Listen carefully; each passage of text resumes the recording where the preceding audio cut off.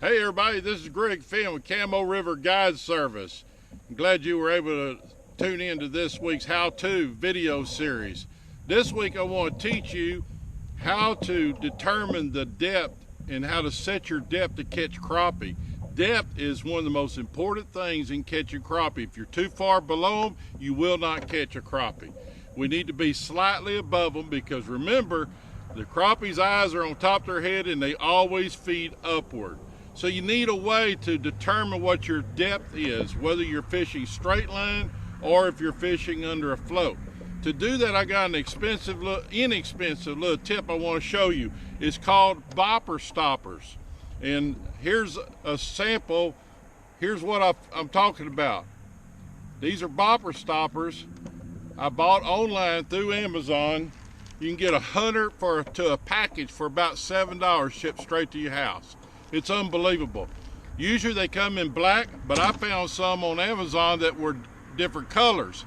I use 20-pound braid to crappie fish, so I'm looking for something a little bit higher visible. So I use these yellow Bopper stoppers, and I want to get up here close where you can see how this works. You see these little Bopper stoppers, there comes 6 to a little clip, and each one of them have a little wire loop. You simply run your 20-pound test line through one of these wire loops, whatever color you want, and I'm going to choose yellow. Hold it just like this and slide that Bopper stopper right off of your wire right onto your line, just like that. Now I have that on the line, and I can move this up and down the line however I want to determine my depth. Now I'm fixing to go to one of my brush piles and show you how this works, both fishing with cork and straight line, so that you can determine your depth exactly, get it right on top of the crappie, and I'll show you how to do that. We're just going to pitch it out.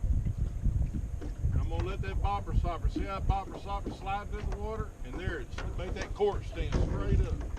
We're going to see if we can get a bite right there. There he is, just like we said he'd be. The perfect depth for these fish. So now watch this. What's wrong with that? I put that Bopper stopper right down there where it needs to be. Right at that 9-foot depth, and it holds it right there. The other thing, you gotta remember, I've got a brush pile there, so I don't want my hook to get down that brush pile and get hooked and get hung up. And so the Bopper stopper helps me fish right above it. Let's try it again.